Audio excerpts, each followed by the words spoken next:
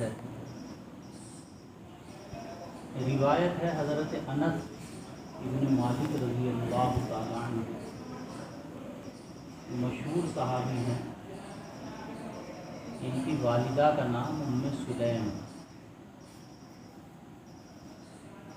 ان کے والد کا انتقال ہو گیا. ان کی والدہ نے دوسرا نکاح حضرت ابو طلحہ انصاری رضی اللہ تعالی عنہ سے کر دیا. یہ حضرت ابو طلحہ ان کے حقیقی باپ نہیں ہیں، حقیقی باپ ان کے مالک ہیں. ابو طلحہ سوتیلے باپ.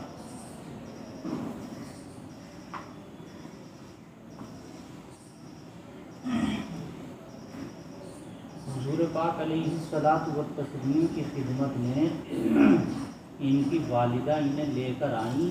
ان کی عمر 10 برس تھی.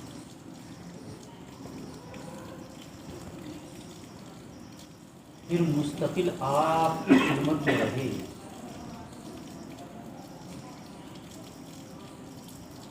بڑے ان کے درجے کے صحابہ.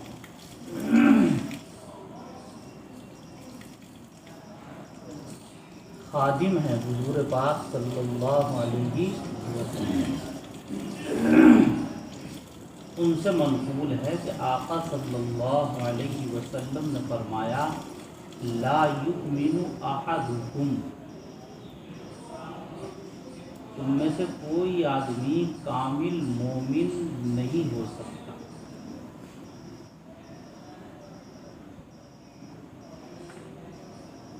یہی ترجمہ کرتے ہیں اکثر لوگ اس کا، لا یؤمن، کامل مومن نہیں ہو سکتا. نفی کمال، اس کی نفی ہے، نفس ایمان کی نفی. حتی اکون احب الیہ، یہاں تک کہ میں اس کے نزدیک اس کے والد، اس کی اولاد اور تمام لوگوں سے زیادہ محبوب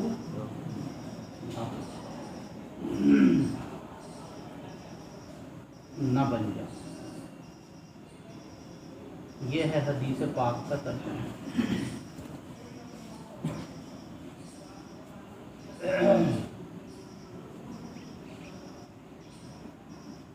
کیا مطلب ہے حدیث پاک کا؟ اس حدیث میں یہ تعلیم دی گئی ہے کہ نبی کریم صلی اللہ علیہ وسلم کی محبت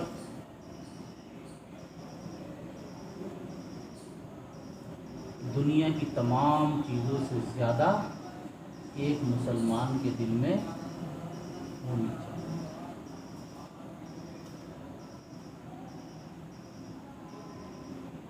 ایک مسلمان کے دل میں حضور اکرم صلی اللہ علیہ وسلم کی محبت، آپ جو دین لے کر آئے ہیں، احکام لے کر آئے ہیں، ان کی محبت سب سے زیادہ دنیا کی ہر چیز سے.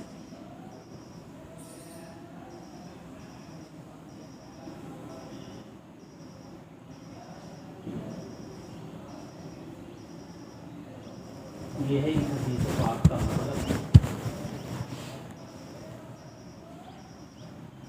دیکھو محبت، ایک بات یاد رکھنا،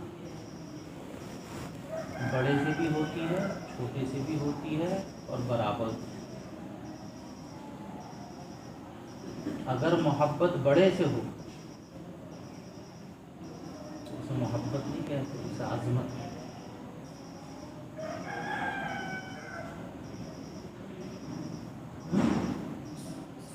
چھوٹے سے ہو تو اسے شفقت ہے، اور برابر کے سے ہو تو اسے لذت ہے.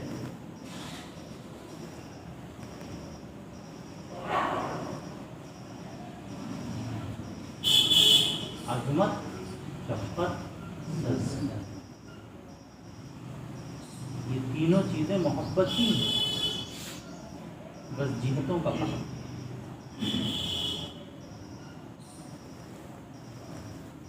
کس کا فرق ہے؟ جہاد کا فرق۔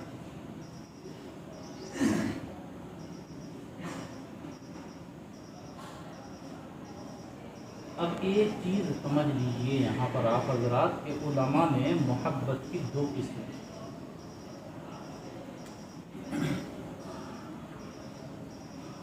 بعض لوگ اسے تین بھی کہہ دیتے ہیں، تو دو ہیں، اور بعض لوگوں نے کتنی کہی ہیں؟ ایک ہے حب طبعی، دوسرے ہے حب عقلی، اور تیسرے ہے حب ایمانی۔ حقیقت میں تو دو ہی ہیں،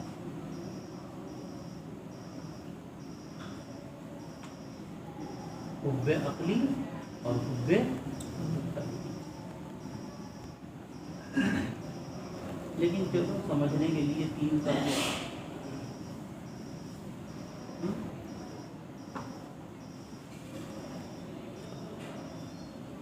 حب طبعی کسے کہتے ہیں؟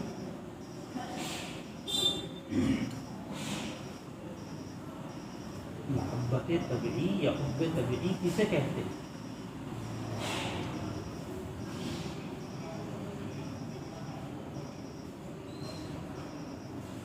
اس کے بارے میں یاد رکھیے کہ حب طبعی کہا جاتا ہے جیسے انسان کو محبت اپنی جان سے ہوتی ہے، ایک ماں کو محبت اپنی اولاد سے ہوتی ہے۔ یہ کیا ہے بھائی؟ محبت طبعی۔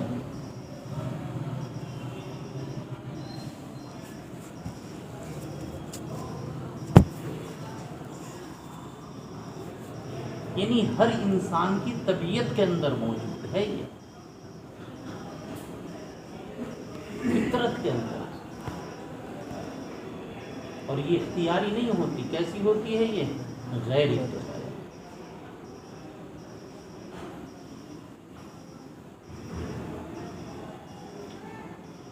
یہ اختیاری نہیں ہوتی، کیسی ہوتی ہے یہ؟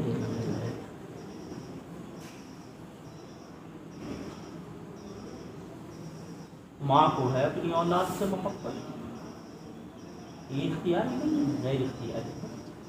حتیٰ کہ جانوروں میں بھی، ایک جانور کو کس سے محبت ہوتی ہے؟ اپنی۔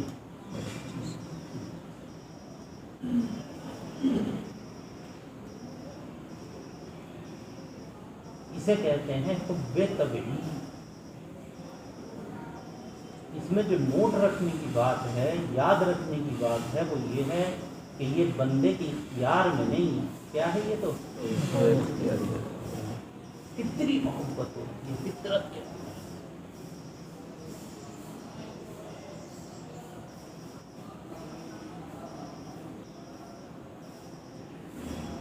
دوسرے ہے حب عقلی۔ کیا ہے حب عقلی کا مطلب کیا ہے وہ بھی سمجھیے۔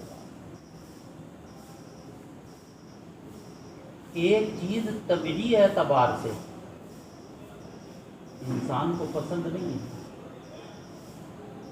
لیکن عقل تقاضا کر رہی ہے، عقل کہہ رہی ہے کہ اسے اختیار کرو۔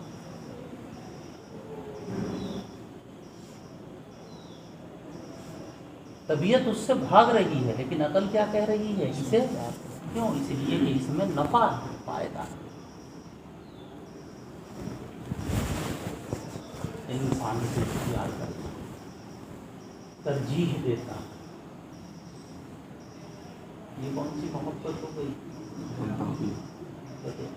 مثال کے طور پر ایک آدمی بیمار، حکیم نے اسے دوائی دی کڑوی، تو طبیعت جو ہے وہ کڑوی دوائی کے لیے آمادہ، لیکن عقل کہتی ہے کہ نہ، کیا کرو اس کو؟ کیوں؟ فائدہ،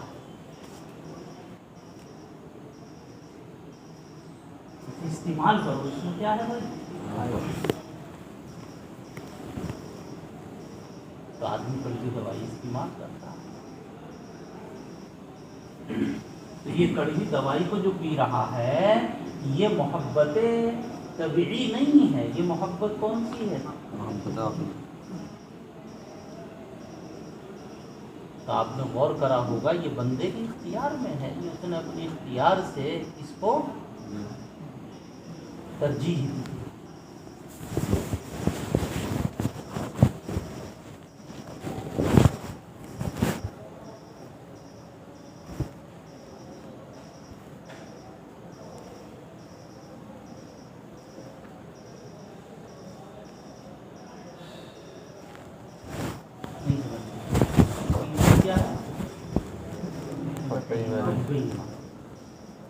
حب ایمانی کا مطلب کیا ہے؟ حب ایمانی کا مطلب یہ ہے کہ حضور پاک صلی اللہ علیہ وآلہ وسلم یہ شریعت کے جو احکامات ہیں انہیں دوسروں کے احکام کے اوپر ترجیح دے،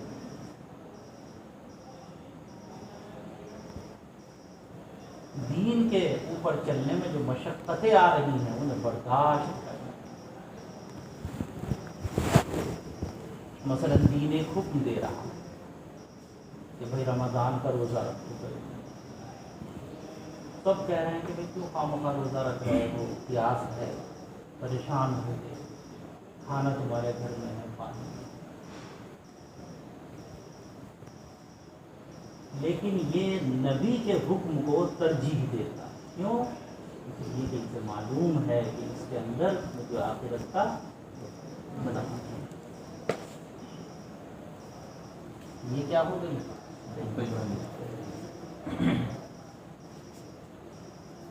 لیکن اگر آپ دیکھیں گے کہ یہ حب ایمانی بھی کس میں داخل ہے؟ حب عقلی میں داخل۔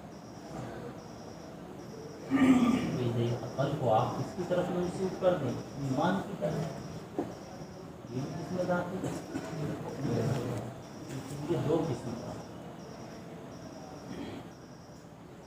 اب ایک سوال یہ ہے کہ یہاں بھی یہ کہا گیا حتی اکون احب الیہ، اس محبت سے کون سی محبت مراد؟ یہاں کون سی حدیث بات ہے؟ محبت عقلی مراد ہے یا طبیعی مراد ہے یا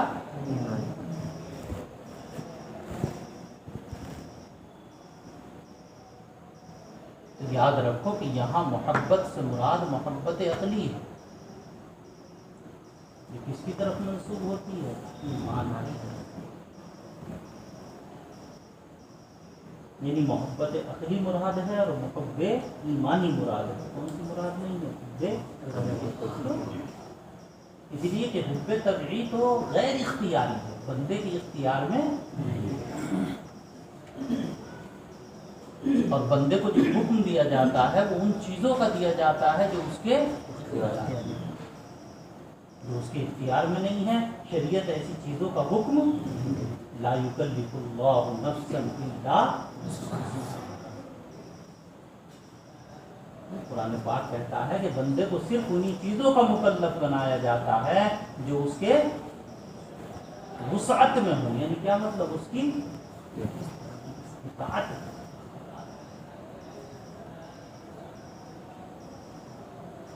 تو کون سی محبت مراد ہے یہاں؟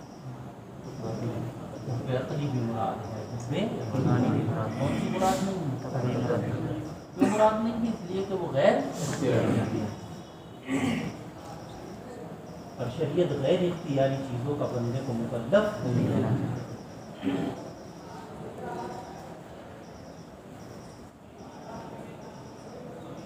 علامہ انور شاہ کشمیری نبر اللہ مرقدہ کے بہت سے شعر،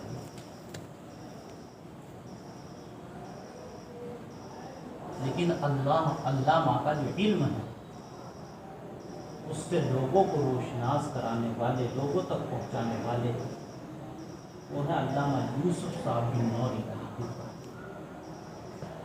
انہوں نے باقاعدہ ایک کتاب لکھی ترمذی کی شرح معارف السنن،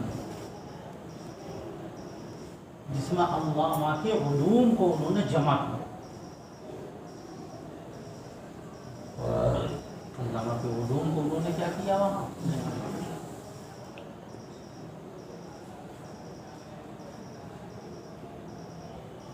اب آپ یوسف بن نوری.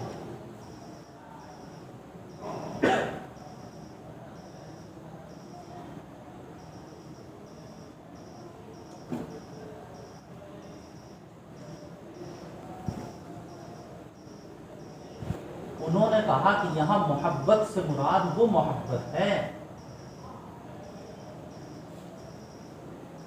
جو ابتداءً تو عقلی ہے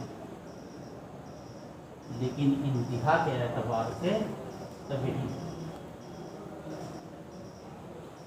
کون سی مراد ہے؟ ابتداءً تو کیا ہو،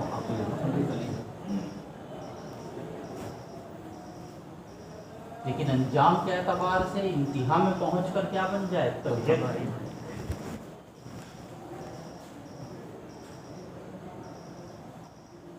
وہ محبت مراد ہے. کہاں؟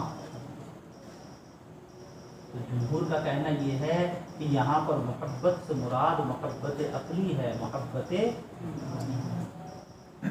علامہ یوسف علیہ الرحمہ کا کہنا یہ ہے کہ یہاں پر محبت سے مراد محبت عقلی ہے، لیکن کب ہوتی ہے عقلی؟ وہ جب ایک بندہ ایمان لاتا. یہ نبی سے، نبی کے احکامات سے اس کو محبت کیسی ہوتی ہے؟ تو مجھے کیا ملے گا بھائی؟ فائدہ آخرت میں. اس لیے دین پر چلے. لیکن انتہا میں پہنچ کر محبت کیسی بن جاتی ہے؟ ایسی جیسی ماں کو محبت کس سے ہوتی ہے؟ اولاد سے. جیسے آدمی کو محبت کس سے ہوتی ہے؟ اپنی جان سے. تو انتہا میں یہ محبت ایسی بن جاتی ہے نبی کی محبت کہ اپنی جان سے بھی زیادہ کون عزیز ہو جاتے ہیں؟ نبی. اپنی اولاد سے بھی زیادہ کون عزیز ہو جاتے ہیں؟ اور صحابہ کے واقعات اس کی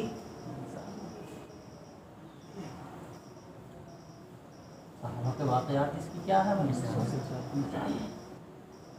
ایک نہیں، آپ دیکھیے ہزاروں مثالیں آپ کو ملیں گی. ایک صحابیاں ہیں، غزوہ احد کے موقع پر وہ دوڑی ہوئی جا رہی ہے. راستے میں کسی نے بتایا تمہارے شوہر کا انتقال ہو گیا.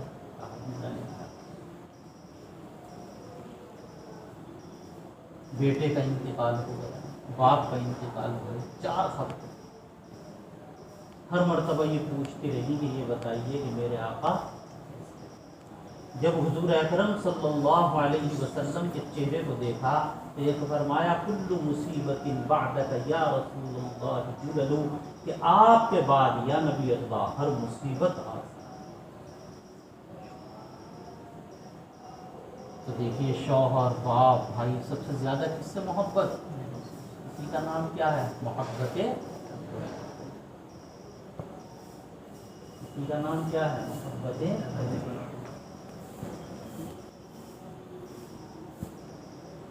ایسی مثال ایک نہیں، ہزار.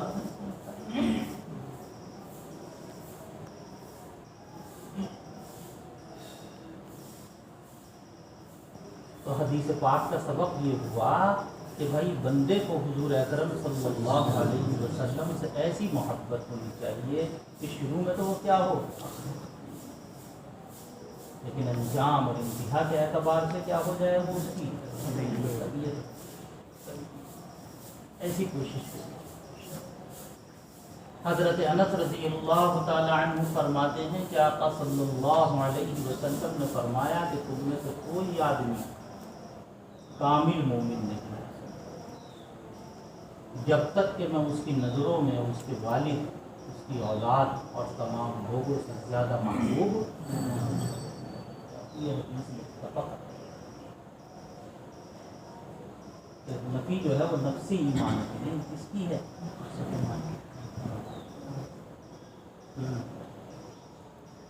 وعنه قال قال رسول الله صلى الله عليه وسلم ثلاث من كن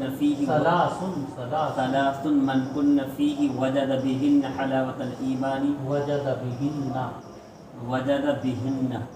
حلاوة الإيمان من كان الله ورسوله أحب إليه مما سواهما ومن أحب عبدا إلا يحبه إلا لله ومن يكره أن يعود في الكفر بعد أن أنقذه الله منه كما يكره أن يلقى في النار متفق عليه.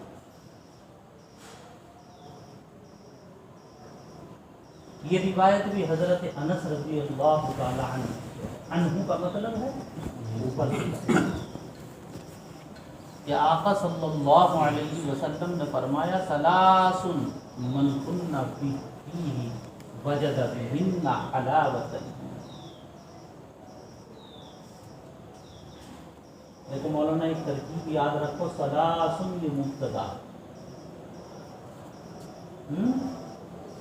اور آگے جو ہے من کن فیہ یہ اس کی کیا بنے گی؟ خبر.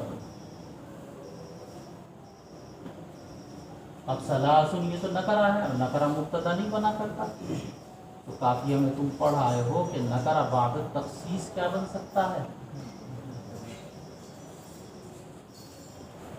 تو ثلاثن کے اوپر بھی جو تنوین ہے یہ تنوین کس کے لیے ہے؟ تخصیص کے لیے. جیسے شرط احرہ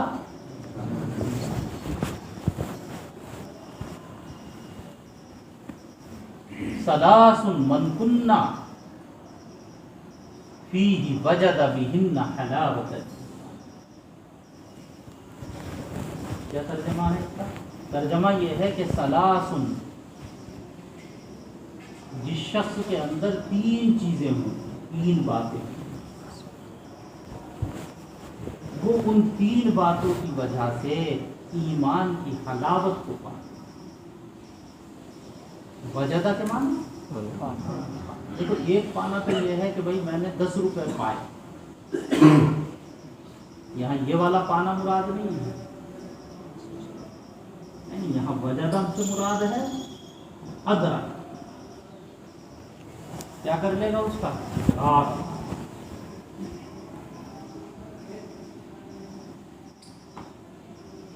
نہیں ہے یہ عقل.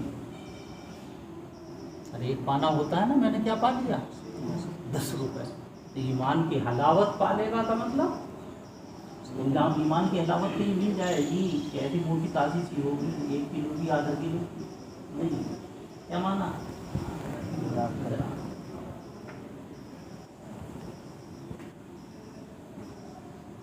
جس شخص کے اندر تین چیزیں ہوں. کتنی چیزیں؟ تین چیزیں. وجدہ بہن، تو ان تین چیزوں کی وجہ سے، ہن کی ضمیر کس کی طرف لوٹ رہی ہے؟ ثلاث. وہ پالے گا. کیا پالے گا؟ ایمان کی مٹھاس. حلاوت کا کیا ترجمہ؟ ایمان کی مٹھاس کو. تو وجدہ کس کے معنی میں ہے؟ مٹھاس. ادرک اس کے معنی میں. اور ادرک کا ترجمہ کیا کرتے ہیں؟ محسوس. تو وہ اس کی وجہ سے ایمان کی مٹھاس کو محسوس کرے گا. یہ مجھے وضاحت کیوں کرنی پڑی؟ مطلب کیا ہے؟ کالے رنگ کی ہوگی، گورے رنگ کی ہوگی، موٹی ہوگی، پتلی ہوگی، ٹھوس ہوگی، سیال ہوگی. اس لیے میں نے بتایا تو حدیث سمجھ میں آتی ہے تمہارے یا نہیں آتی؟ تو وجدہ بمانا ادرک. ادرکہ کا ترجمہ کس سے کرتے ہیں؟ تو وہ ان کی بنیاد پر، ان تین چیزوں کی بنیاد پر جب وہ تین چیزیں آ جائیں گی نا، اس میں کیا کرے گا؟ ایمان کی مٹھاس کو محسوس. حلاوت. حلاوت کا کیا ترجمہ ہے؟ مٹھاس. کیا مطلب ہے مٹھاس؟ اب اس مٹھاس کو وجہ رسولے بھی ملتی ہے. ارے نہیں ملتی لفظ رسولے میں. کہتے ہیں کہ اس میں میٹھا تیز ہے، اس میں میٹھا ہلکا ہے. تو اگر یہ والی مٹھاس برا ہے تو پھر تو ہم جیسے شوگر کے آدمی کو نہ ملے تو چاہیے. دیکھو یاد رکھو حلاوت سے کیا مراد. علماء نے کہا کہ حلاوت سے مراد ہے بشاشت قلب. کیا جب یہ تین چیزیں اس کے اندر ہوں گی تو اس کے دل میں کیا پیدا ہو جائے گی؟ بشاشت. بشاشت نہیں جانتے؟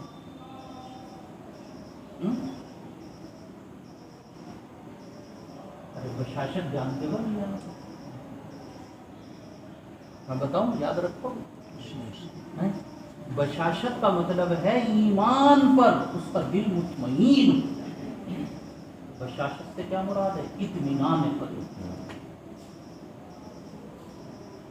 کیا مراد ہے؟ نہیں سمجھ میں آ رہی حدیث؟ تو الفاظ پڑھے نا تم نے، ایمان کی حلاوت مل جائے.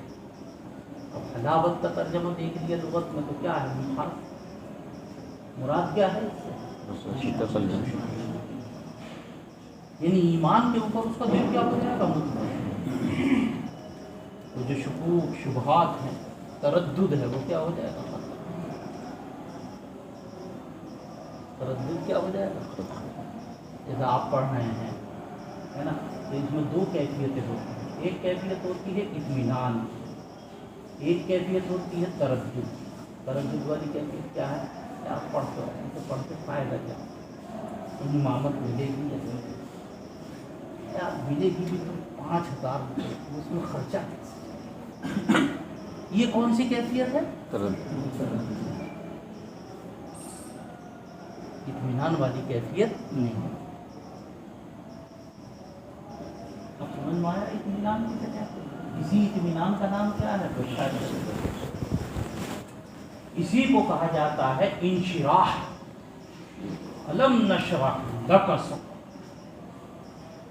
اسی کو کیا کہا جاتا ہے؟ تو ایک مطلب تو حلاوت کا کیا مطلب ہوا بھائی؟ کہ ان تین چیزوں کی وجہ سے اس کا دل کیا ہو جائے گا؟ ایمان کے اوپر مطمئن. بشاشت.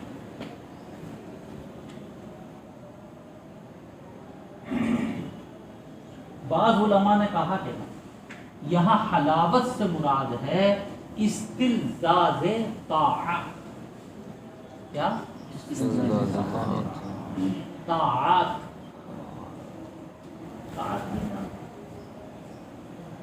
اللہ تعالیٰ کے جو احکامات ہیں، جیسے نماز ہے، روزہ ہے، تلاوت ہے، ذکر ہے، انہیں کیا کہا جاتا ہے؟ طاعات.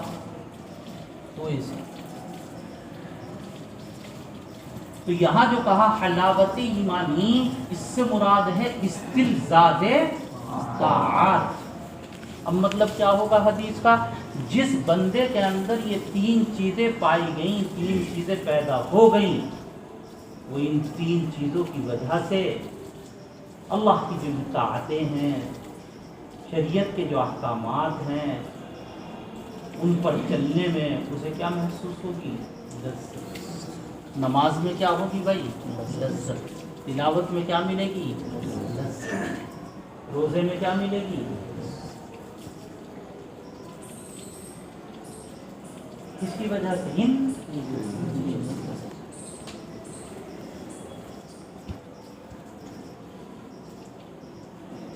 جب یہ تین چیزیں آ جائیں گی نا تو بندے کو شریعت کے احکامات پر چلنے میں کیا ملنے لگے گی؟ نماز میں کیا پیدا ہونے لگے گی؟ جی لگنے لگے. بتاؤ دونوں مطلب سمجھ میں آ رہا ہے؟ تو حلاوت کا ایک مطلب کیا ہو؟ دوسرا مطلب کیا ہوا؟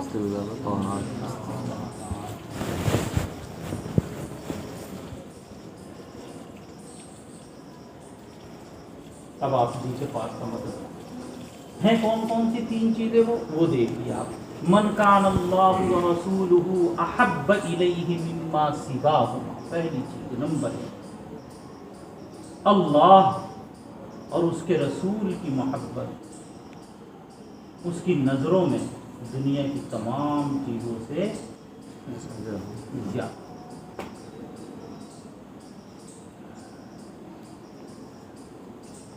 یہ پہلا نمبر ہے. کیا؟ اللہ اور اس کے رسول کی محبت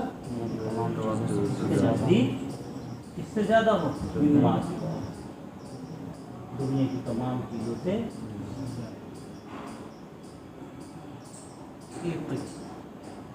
دوسرے من احب عبدا لا يحبه الا لله. وہ کسی بندے سے محبت صرف اللہ کی، کسی سے محبت کس کے لیے کرے؟ صرف اللہ ہی نہیں ہے۔ اور کوئی غرض نہ، اور کوئی غرض نہ اتنی باتیں ارے کچھ عقل میں آ رہی ہے بات یا نہیں آ رہی ہے؟ تیسری چیز کیا ہے؟ تیسری چیز یہ من یکرہ ان یعود فی الکفر بعد ان انقذہ اللہ منہ کما یکرہ ان یلقا فی النار۔ لفظ آیا ہے یہاں پر انقذہ، دیکھ رہے ہیں آپ، یہ باب انفعال سے پہلے ماضی ہے۔ کیا معنی انقذہ؟ ينقذ کے نجات، کیا معنی؟ جبکہ اللہ تبارک و تعالیٰ نے اسے کفر سے نجات عطا کی، جبکہ اللہ تعالیٰ نے اس کو کفر سے نجات عطا کی، یعنی کفر کی تاریکی سے اللہ نے نکال کر کس کی توفیق دے دی؟ ایمان کی، تو مطلب جبکہ اللہ تعالیٰ نے اسے کفر سے نجات عطا کر، تو کفر کی طرف لوٹنا اسے ایسے ہی ناپسند ہو جیسا کہ آگ میں ڈالا جانا، یعنی جس طرح آگ میں ڈالا جانا آدمی کیا کرتا ہے، ایسی کفر کی طرف لوٹنے کو کیا کرے؟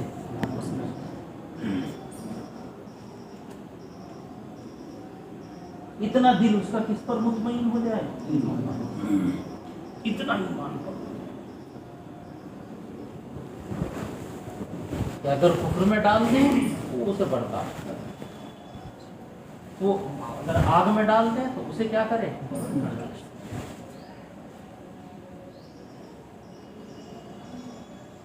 اگر آگ میں ڈال دیں تو اسے کیا کر لے؟ برداشت۔ لیکن ایمان کو کتنی چیزیں ہو گئی؟ پہلی چیز اللہ اور اس کے رسول اس کی نظروں میں دنیا کی تمام چیزوں سے زیادہ ہو۔ دوسری چیز صرف محبت کسی سے کرے تو اس کے لیے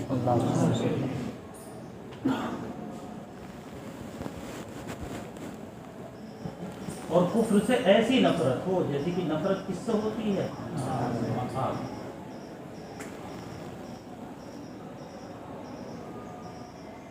جب یہ تین چیزیں پیدا ہو جائیں گی تو کہا وجدہ بہن، اس کے ذریعے وہ ایمان کی حلاوت کو محسوس کرے، اب اسے اللہ کی جو طاعتیں ہیں، نماز ہے، روزہ، ان میں کیا ملے گا؟ لذت۔ آیا حدیث کا مطلب سمجھ نہیں کر سکتے بات۔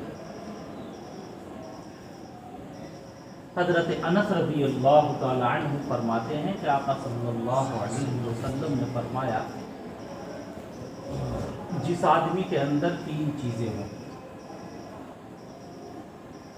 جس شخص میں تین چیزیں ہوں، وہ ان کی وجہ سے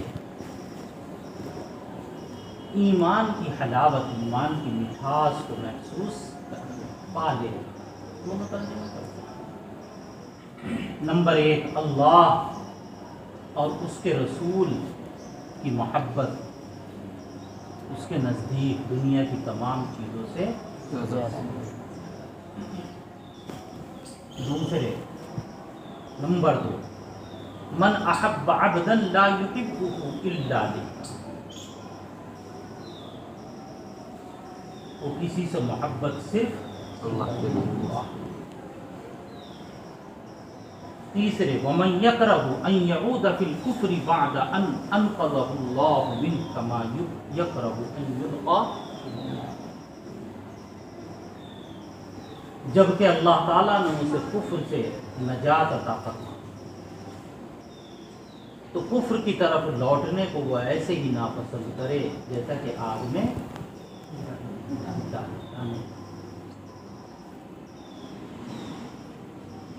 یہ روایت بھی کیا ہے بھائی؟ متفق۔ وعن العباس بن عبد المطلب قال قال رسول الله صلى الله عليه وسلم ذاق طعم الإيمان من رضي طعم الإيمان من رضي بالله ربا وبالإسلام دينا وبمحمد رسولا رواه مسلم.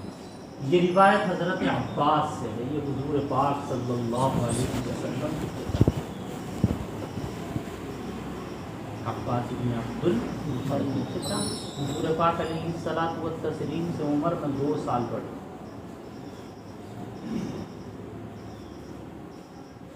ایمان لائے. کیا لائے؟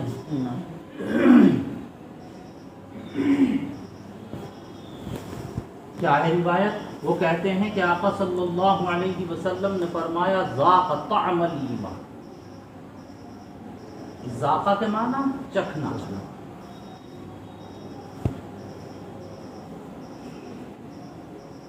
اور طعم کے معنی آتے ہیں ذائقہ،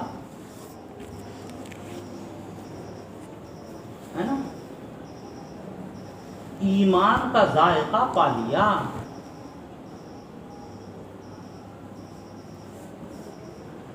ذاقہ طعم الایمان، ایمان کا ذائقہ چکھ لیا.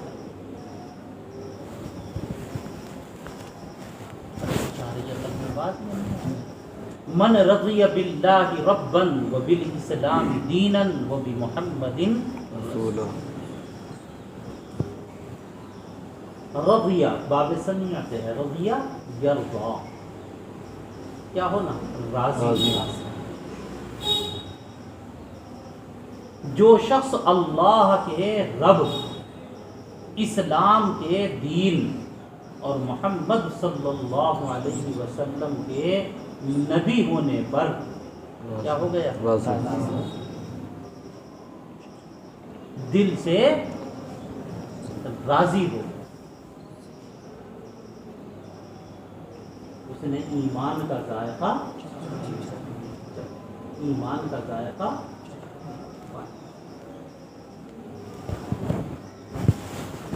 وہی جو حدیث پاک اوپر کی گئی، اللہ کے کس پر بھائی؟ رب ہو. یہ مطلب اوپر تھا اللہ اور اس کے رسول کی محبت، اور اسلام کے کیا ہونے پر؟ یہی ہے مطلب من یکرہ ان یعود فی اسلام کے دین ہونے پر کیا ہو جائے؟ راضی، مطمئن.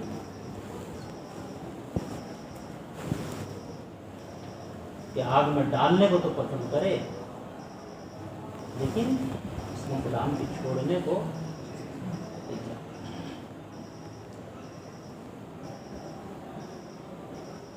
کچھ آ رہی ہے اصل میں بات. جو اوپر کی حدیث وہی جس آدمی میں یہ 3 چیزیں ہو گئی، کون کون سی؟ اللہ کو رب مان، اسلام کو دین، یعنی اسلام کے احکامات پر چلے، اور محمد صلی اللہ علیہ وسلم کو کیا مان لے. لیکن کیسے؟ رضیہ. کیسے بھائی؟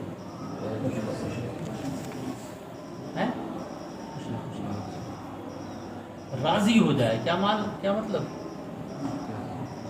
ایک تو ہوتا ہے ماننا زبان سے، اور ایک ماننا کس سے ہوتا ہے؟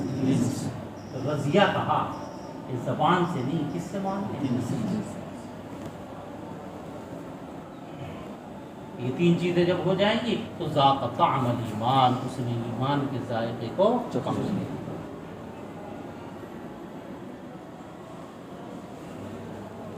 ذائقہ، ایمان کا ذائقہ.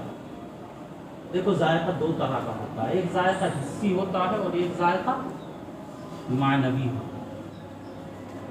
ایک ذائقہ کیسا ہوتا ہے اور ایک ذائقہ کیسا ہوتا ہے؟ حسی ذائقہ جیسے کہ آپ مثال کے طور پر چائے پی رہے ہیں تو آپ فوراً کہتے ہیں کہ یہ میٹھی ہے. بھائی میٹھا نہیں ڈالا آپ نے اس میں، پینے جاتے آپ چائے باہر اور وہ میٹھا ڈالنا بھول جائے تو کیا کہتے ہیں؟ میٹھا. کون سا ذائقہ ہے؟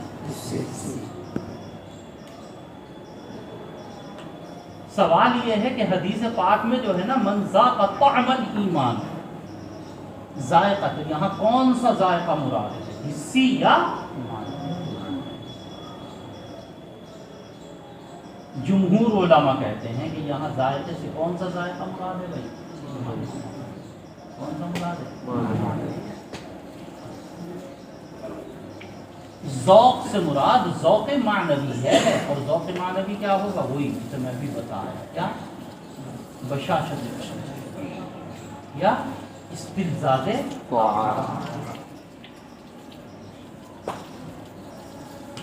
جمہور تو یہی کہتے ہیں، لیکن ایک بہت بڑے حافظ ابن حجر اسقلانی جنہوں نے کسی شرح لکھی نام ہے فقط البار میں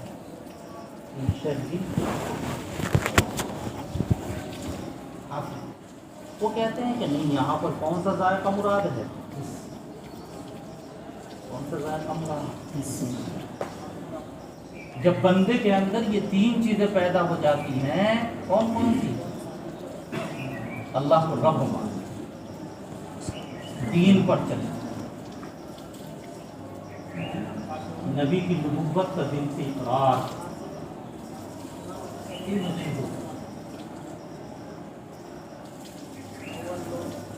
اب کون کیا محسوس ہوتا ہے؟ ایمان کا ذائقہ، لیکن وہ ذائقہ کیسا ہے؟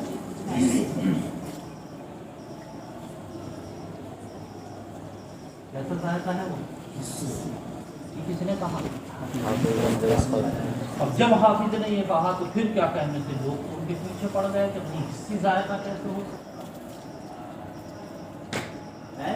حسی ذائقہ تو کس میں ملتا ہے؟ بریانی میں ملتا ہے،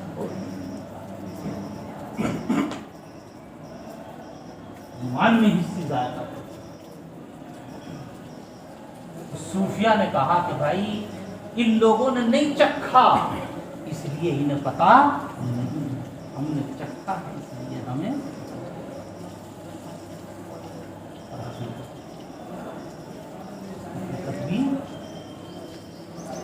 کہ اس سے مراد ایک وقت ایسا آتا ہے کہ کون سا ذائقہ محسوس ہونے لگتا ہے؟ ہمارے بریانی میں مزہ آتا ہے، ایسی کہ اسے مزہ کس میں آتا ہے؟ اللہ کے ذکر، اللہ کے نام۔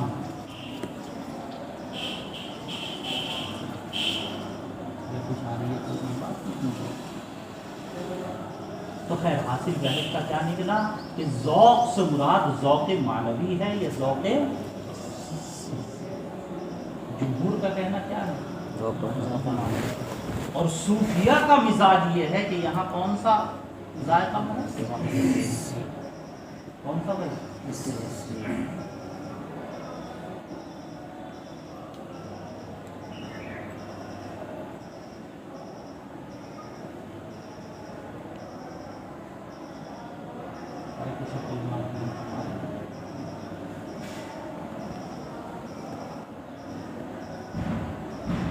یہ روایت مسلم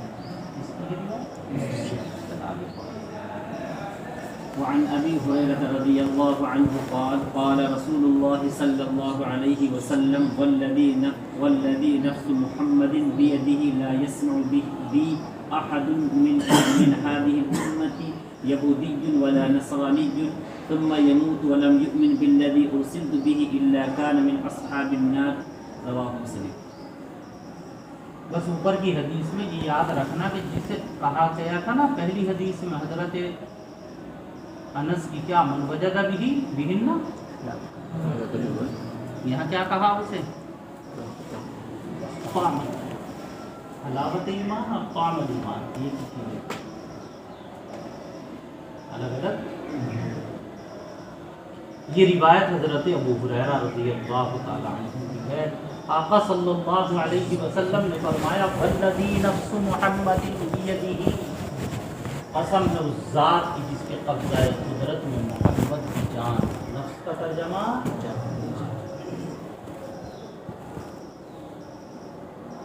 ارے نفس کا کیا ترجمہ ہے؟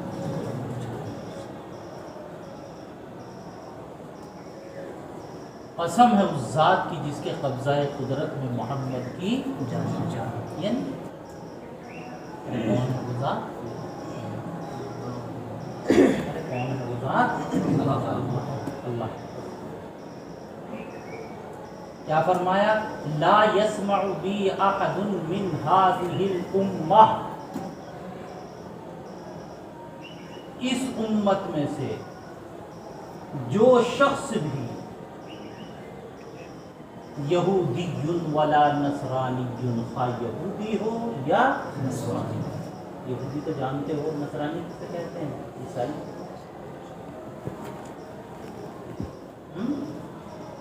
یہودی کسے کہتے ہیں؟ جو حضرت موسیٰ علیہ الصلوۃ والتسلیم کی شریعت کو مانے اسے کیا کہتے ہیں؟ یہودی. اور جو حضرت عیسیٰ کی امت میں ہے اسے کیا کہتے ہیں؟ اس امت میں سے جو شخص بھی خواہ کیا ہو،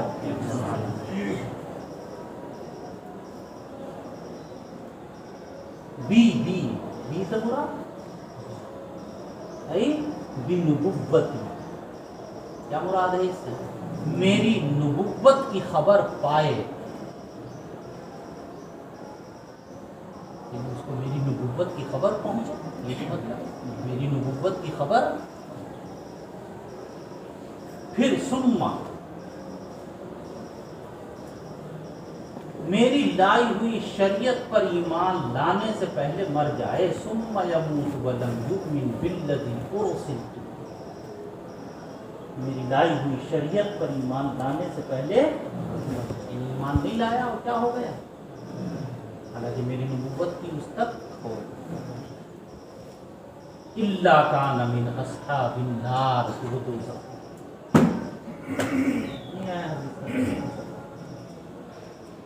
تو وہ کیا ہے؟ اب حدیث کا مطلب کیا ہے؟ لیکن اس سے پہلے چند باتیں سمجھیں.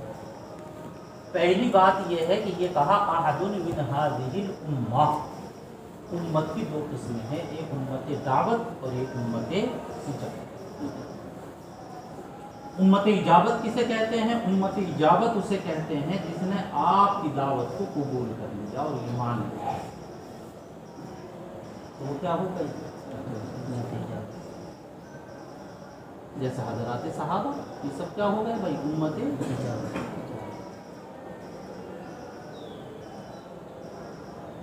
اور ایمان نہیں لایا تو وہ یہ سب کس میں داخل ہیں؟ امت. اب سوال یہ ہے کہ یہاں امت سے مراد امت دعوت ہے یا امت اجابت ہے؟ اسے نوٹ رکھنا. یاد رکھو یہاں امت سے امت دعوت ہے. ہاں کوئی بھی آگے جو یہودیون اور نصرانیون کا ذکر کیا ہے وہ صرف کس لیے بھائی؟ صرف کس لیے؟ یہ دونوں کیا ہیں؟ اہل. ورنہ سب مراد ہے، چاہے ہندو ہو، چاہے فارسی ہو، چاہے جین ہو، چاہے بدھسٹ ہو، چاہے آپ کا پجاری، سب.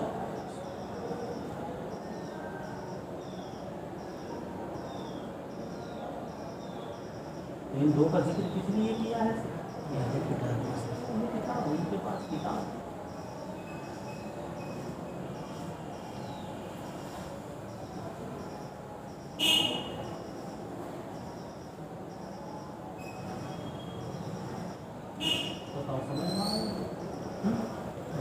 اور پھر وہ ایمان نہ لائے، بغیر ایمان لائے اس کا انتقال ہو جائے، وہ کیا ہے؟ دوزخی. یہ کیا پتہ چلا حدیث سے یہ معلوم ہوا کہ حضور پاک علیہ الصلوۃ والتسلیم کی نبوت کا اقرار کرنا سب کے لیے ضروری،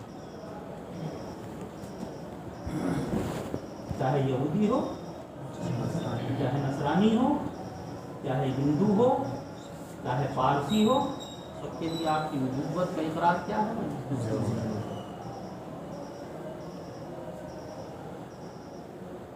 اور اگر آپ کی نبوت کا اقرار نہیں ہے تو نجات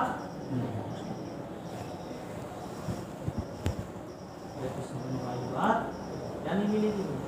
تو نجات کا دار و مدار اب آپ کی نبوت اور آپ کی رسالت کے. یہ ہے حدیث کا مطلب. تو حدیث کا مطلب سمجھ میں آیا؟ کیا ہے مطلب؟ آپ کی نبوت کا اقرار کرنا، آپ پر ایمان لانا سب کے لیے اس کے بغیر نجات. یہ ہے مطلب. کیا ہے مطلب؟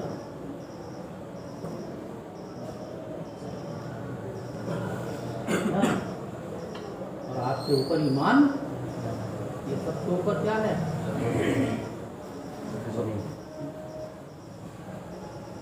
اس حدیث سے یہ بھی معلوم ہوا کہ آپ کی شریعت پچھلی تمام شریعتوں کے لیے ناسخ.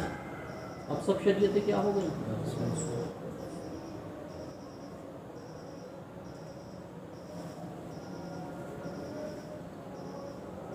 اگر منسوخ نہ ہوتی تو پھر ان شریعتوں پر چل کر بھی کیا ہو جاتا آدمی کو؟ نجات نہیں ملے گی. تو کیا ہو گئی آپ کی شریعت سب کے لیے؟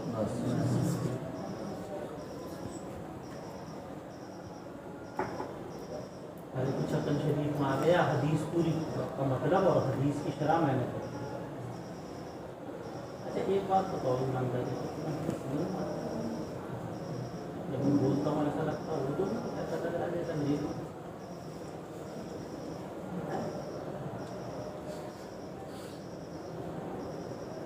کسی سے ملا کے چلنا ہو نا. آپ پر ایمان لائے بغیر مر گیا تو کیا ہے؟ وہ جہنمی ہے. پتہ چلا کہ آپ کی نبوت سب کے لیے، ایمان لانا سب کے لیے اس پر، اس کے بغیر. یہ تو مطلب ہوا. لیکن اسی سے یہ بھی تو معلوم ہو گیا کہ آپ کی شریعت پچھلی تمام شریعتوں کے لیے، سب شریعتیں کیا ہو. دیکھو ذرا ترجمہ دیکھ لو. ایک مرتبہ حضرت ابو ہریرہ رضی اللہ تعالی عنہ فرماتے ہیں کہ آقا صلی اللہ علیہ وسلم نے فرمایا کہ قسم ہے اس ذات کی جس کے قبضہ قدرت محمد کی جائے. اتنا لمبا چوڑا ہے. ہم کیوں نہیں کہا واللہ اللہ؟ یہ نہیں کہہ سکتے تھے؟ کیا کہا؟ اتنا لمبا چوڑا جملہ کیوں؟ بتاؤں اس کا نقطہ یاد رکھو. کون کون یاد رکھتے؟ اس لیے استعمال کیا کہ اگر بدلہ کہتے تو صرف قسم. اور یہاں جو کہا والذی نفسو، اس سے اشارہ کر دیا اس بات کی طرف، سے اشارہ کر دیا اس بات کی طرف کہ محمد خدا نہیں ہے. محمد کی جان بھی کسی کے قبضے ہے نہیں. اگر لوگ کیا سمجھ لیتے محمد کیا ہے؟ کہ جو مستوی عرش تھا خدا ہو کر اتر پڑا ہے مدینے میں مصطفیٰ ہو کر. یہ عقیدہ صحیح؟ خدا خدا ہے اور محمد مصطفیٰ. دونوں میں کیا ہے بھائی؟ ایک خالق ہے دوسرا، ایک عابد ہے دوسرا.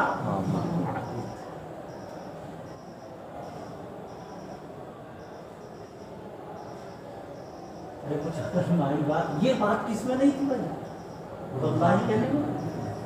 یہ اتنا لمبا جملہ کہا، اس کا مقصد یہ ہے کہ یہ بتانا ہے کہ محمد مصطفیٰ تو ہیں، کیا نہیں ہے؟ کیونکہ ان کی نفس بھی، ان کی جان بھی کسی کے قبضے میں.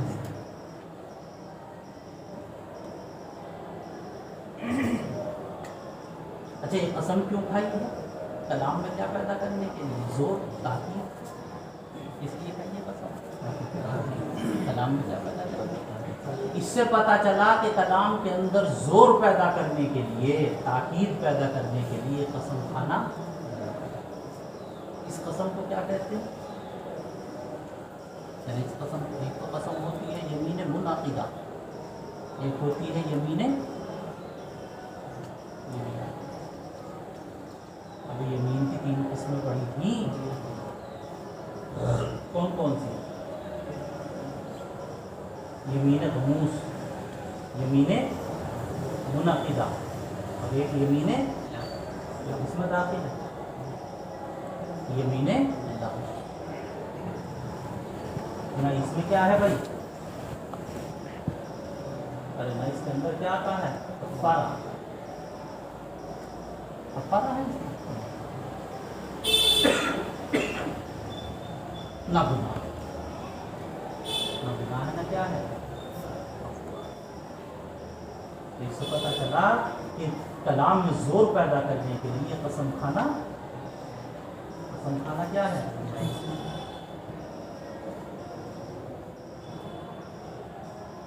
عرب کی عادت تھی کہ وہ کلام میں زور پیدا کرنے کے لیے کیا کھا لیا کرتے تھے، سچ بلا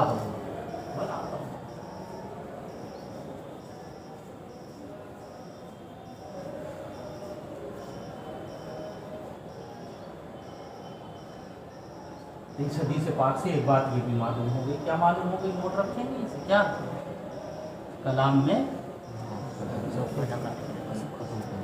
لیکن قسم کس کی کھائی جائے گی، اللہ غیر اللہ کی قسم کس کی قسم کھائی جائے گی، کس کی قسم نہیں کھائی جائے گی، قسم اس ذات کی جس کے قبضہ قدرت میں محمد کی جان ہے۔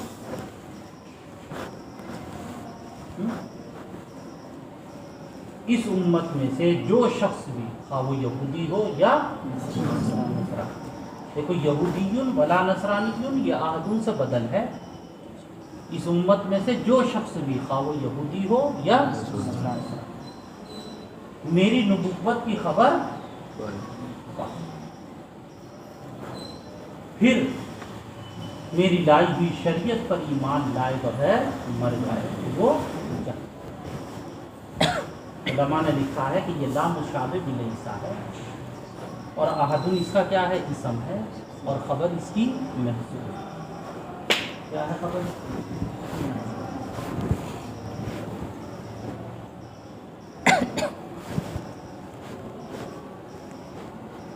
ارے بتاؤ سمجھ میں آئی کوئی بات یہ نہیں، کیا سمجھتے ایک اور حدیث پڑھ لیں۔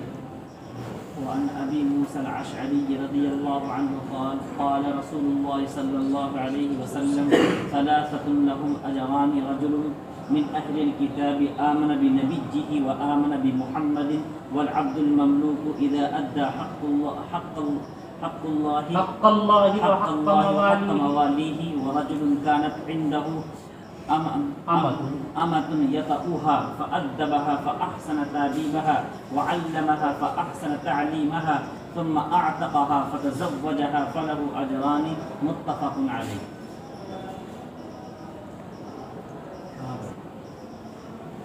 اس سے پہلی والی حدیث سمجھ میں آتی ہے کیا مطلب ہے حدیث؟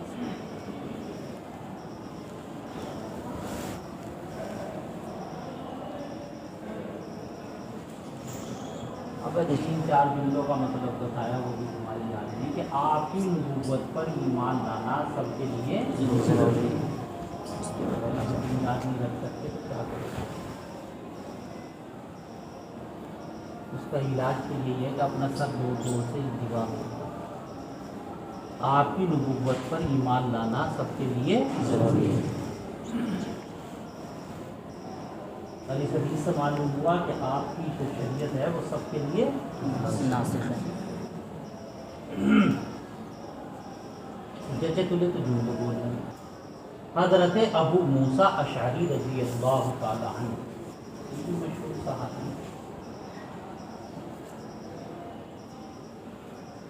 کہتے ہیں کہ آقا صلی اللہ علیہ وسلم نے فرمایا ثلاثۃ، تین اشخاص ایسے ہیں، لہم اجرانی، ان کے لیے دو اجر ہیں، دو ثواب۔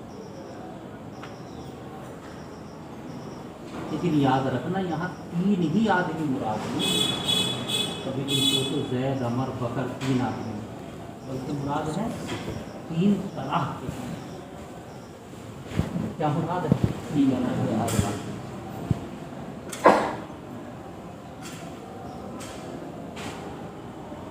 یعنی ذات مراد نہیں، کیا مراد ہے؟ صفات، اس میں بھی یہ صفات، تو تین آدمی مراد ہیں، تین طرح کے آدمی۔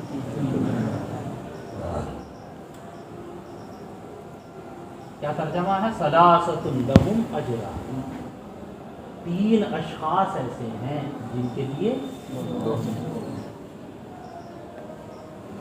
کون کون؟ رجل من اہل الکتاب، نمبر 1 اہل کتاب جو ایمان لائے بنبی ہی اپنے نبی پر، وہ آمن بمحمد اور ایمان لائے محمد صلی اللہ علیہ وسلم، تو اپنے نبی پر ایمان لایا ایک عمل، اور دوسرے ہمارے نبی پر ایمان لایا دوسرا عمل، تو ثواب بھی کتنے ہوں گے؟ عمل کتنے بھائی؟ تو ثواب بھی کتنے؟ اب بحث ایک یہ ہے کہ یہاں پر من اہل الکتاب، اہل کتاب سے کون مراد ہے؟ ایک بہت بڑے امام ہیں، نام سنا ہوگا تم نے، امام طحاوی، سنا کہیں نام؟ کہاں سنا؟ بہت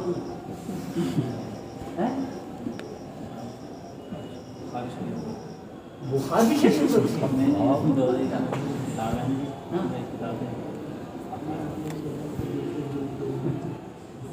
کل پرسوں تو میں نے بھی بتایا امام طحاوی،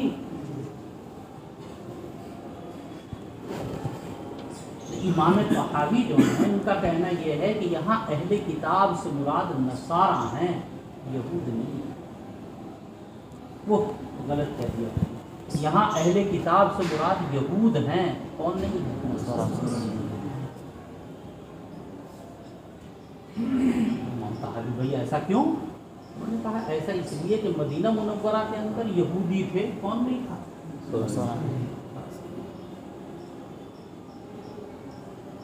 کس نے کہا؟ ایک اور بہت بڑے محدث ہیں حضرت شاہ عبد العزیز محدث دہلوی، حضرت شاہ ولی اللہ محدث دہلوی کے بیٹے، کیا نام؟ شاہ عبد العزیز محدث۔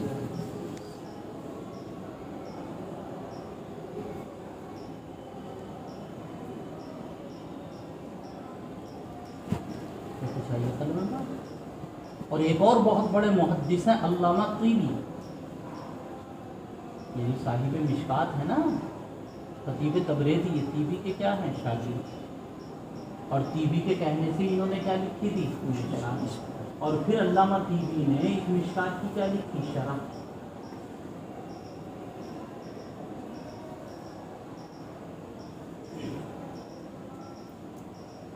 تو علامہ طیبی اور شاہ عبد العزیز محدث دہلوی، ان دونوں حضرات کا کہنا یہ ہے کہ یہاں اہل کتاب سے یہود اور نصارہ دونوں،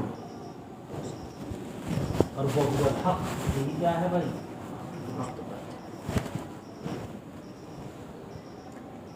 تو نمبر 1 کیا؟ نمبر 1 اہل کتاب جو کس پر ایمان لائے، اور انہیں بھی کیا ملے گا؟ 2 ملیں گے، 2 عمل بھی کتنے؟ 2۔ آگے چل، والعبد المملوک اذا ادى حق اللہ وحق موالیہ، عبد المملوک وہ غلام جو ادا کرے اللہ کا حق اور اپنے مولا۔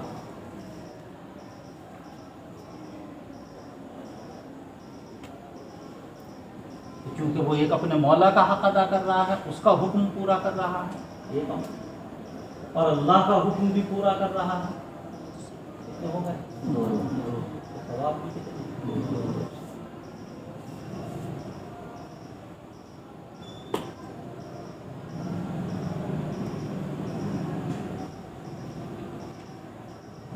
تیسرے، وَرَجُلٌ كَانَتْ عِنْدَهُ أَمَةٌ يَطَأُهَا، تیسرے وہ آدمی جس کے پاس ہے ایسی باندھی ہو جس سے وہ صحبت کرتا ہو، یطأُوہا، کیا کرتا ہو؟ فَأَدَّبَهَا فَأَحْسَنَ تَأْدِيبَهَا، اس کو وہ ہنرمند بنائے اچھی طرح، کیا بنائے بھائی؟ اس کو ہنرمند بنائے۔ وَعَلَّمَهَا فَأَحْسَنَ تَعْلِيمَهَا، اور اس کو کیا دے؟ تعلیم دے، کیسے؟ اچھی طرح۔ ثم اعتقها پھر اس کو کیا کر دے آزاد فتزوجها پھر اس سے کیا کرے نکاح فلہو اجران تو اس کے لیے بھی کتنے ثواب کیوں ایک تو کس پر بھائی اس نے آزاد کیا دوسرے یہ کہ کیا کیا نکاح تو عمل کتنے کون کون سے عتق اور نکاح تو ثواب بھی کتنے بتاؤ سمجھ میں آ گیا حدیث کا مطلب یہ تین لوگ جن کے لیے کیا ہے اب اس پر اعتراض ہے وہ اعتراض سنو اعتراض یہ ہے کہ ان تین اشخاص کے لیے دو اجر اس لیے کہ عمل کتنے ہیں تو جو بھی دو عمل کرے گا اسے کتنے ملیں گے بھائی دو ہی اجر ملیں گے ایک آدمی ایک پارہ پڑھے گا ایک پارے کا ثواب دو پارے پڑھے گا 1 روپیہ خرچ کرے گا ایک کا ثواب 2 روپیہ خرچ کرے گا جو بھی دو عمل کرے گا اسے کیا ملیں گے کیا تخصیص دین کی کیا تخصیص رہی کیا خصوصیت رہی جو بھی بندہ مرد ہو عورت ہو دو عمل کرے گا اسے کتنے ثواب ملیں گے بلکہ اتنا ہی ہے شریعت کا اصول ہے من جاء بالحسنۃ فلہ عشر بلکہ جو بندہ ایک عمل کرے گا ایک کے بدلے کتنے ثواب ملیں گے کم سے کم 10 دو ہی نہیں کتنے ملتے ہیں 10 دو کی کیا خصوص 3 کی کیا خصوص نہیں آیا اعتراض یہ ہے کہ بھائی یہ 3 آدمی ہیں انہوں نے عمل کتنے کیے تو اجر بھی کتنے ملے تو جو بھی دو عمل کرے گا اسے ثواب کتنے ملیں گے بلکہ اگر اور غور کریں تو ایک عمل پر بندے کو مسلمان کو کتنے ثواب ملتے ہیں عمل ایک اور ثواب ان کی کیا خصوصیت ہے تو دو ملے ہر مسلمان کو تو کتنے ملتے ہیں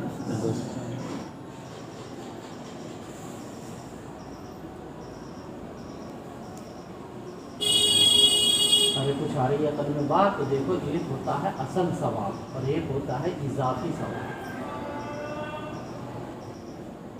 ایک کیا ہوتا ہے ایک کیا ہوتا ہے اضافی ثواب مثال کے طور پر یہ کہا کہ بھائی مشکات شریف کے اندر جتنے بھی بچے ہیں انہیں ماہانہ 500 روپے وظیفہ دیا یہ تو اصل وظیفہ ہوا نہیں ہے اور جو بچہ پورے سال غیر حاضری نہیں کرے گا اسے یہ انعام ملے گا یہ کیا ہے اضافی اب جسے اضافی ملے گا اسے وہ مہینے کا وظیفہ ملے گا یا نہیں ملے گا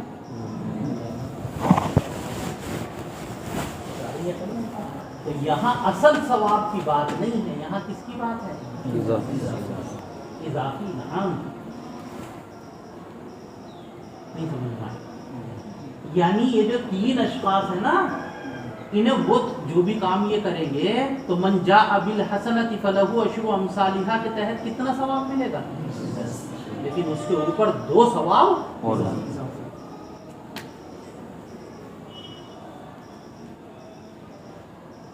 یہ نماز پڑھیں گے تو نماز کا ثواب تو جو دوسروں کو ملے گا انہیں بھی ملے گا جماعت سے پڑھیں گے تو 27 گنا ٹھیک لیکن مزید 2 ثواب اور 2 اجر یہ ہے بتاؤ شریف مائی بات ہے یہ جواب دیا ہے وہ یہاں کون سا ثواب مراد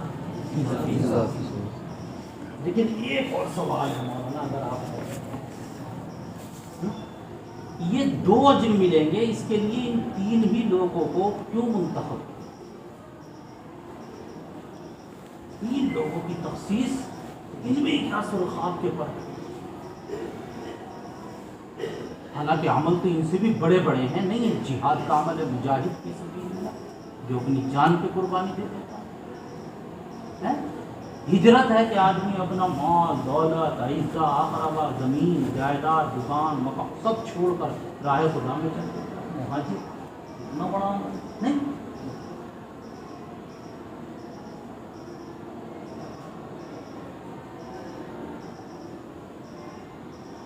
لیکن یہاں صرف کس کو متعین کرا دشمن تو اور بھی بہت بڑے بڑے ہیں، نہیں ہے اسلام کے اندر بہت بڑے بڑے اعمال ہیں، لیکن انہی تین کو خاص کیا. کیوں؟ کون سی علم سرخاب کے اوپر لگے؟ بتاؤ، سمجھ میں آیا اعتراض ہے؟ کیا جواب ہے؟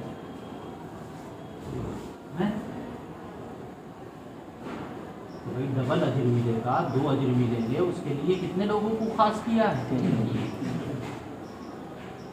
کون کون سے دیکھو ذرا. فرمایا کہ 3 آدمی ایسے ہیں کہ ان کے لیے 2 اجر ہیں. ایک اہل کتاب کہ جو اپنے نبی پر ایمان لائے، اور دوسرے غلام جو اللہ کے حق کو اور اپنے آقا کے حق کو، اور تیسرے وہ آدمی کہ جس کے پاس میں ایسی باندھی ہو جس سے وہ وطی کرتا ہو، پھر اس کو اچھی طریقے سے ہنرمند بنائے اور اچھی تعلیم دے، پھر آزاد کر کے اس سے شادی کر دے، تو اس کے لیے بھی یہ 3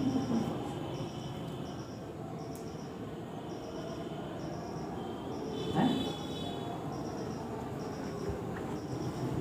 اور کرا تم نے ذمہ کی بات بتاؤ، ان سے بڑا مجاہد فی سبیل اللہ کا عمل ہے نا، ان کو نہیں کہا کہ اسے 2 اجر ملیں گے.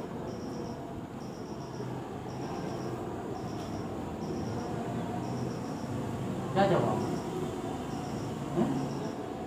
اور کوئی نہیں تو یہ کیا جواب ہے اس کا؟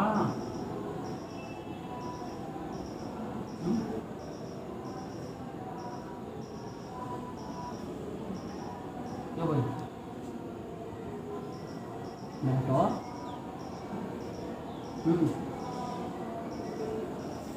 نہیں پتا.